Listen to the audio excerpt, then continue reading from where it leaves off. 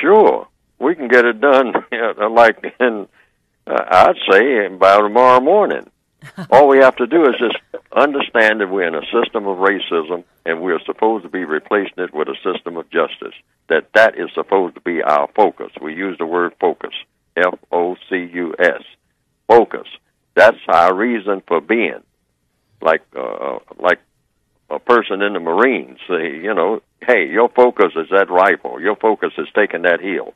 That's your reason for being. That's the reason you were born, to go up there and take that hill today. Once black people say, oh, what is my reason for being? Your reason for being is to solve problems, and the problem you've been assigned to solve is the one that's giving you a fit, and that's the problem of racism. Real simple. 1, 2. You're born, and you're born to end racism and replace it with justice, because everything seems to point for that. If you ever notice, black people are at their best when they're dealing or trying to deal, even in an angry way or in a sort of a slipshod way, with the problems of racism, when they're trying to figure out what to do and what not to do. That's when our minds work best. Once we get away from that, if you notice, we don't even know what to do about anything. And we do stupid stuff full time.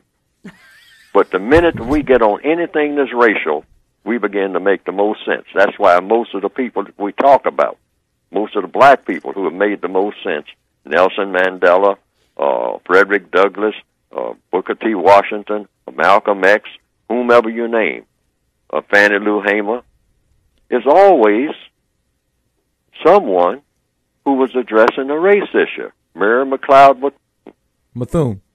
Yes. Bethune. Yes, right. On the standing on the Capitol steps and whatnot, addressing racism. These are the people that stand out. Why? They're on their assignment. That's why. People that are not on their assignment are not going to stand out. That's a universal assignment. Any little black girl in Central Africa right now who begins to say, I'm in a system of racism. Somebody told me that. I learned that at that little school up there when I was barefooted and whatnot. Somebody came from somewhere and said something about racism.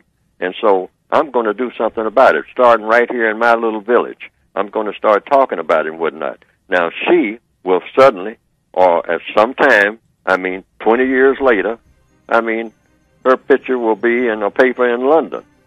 Why? She's on her assignment.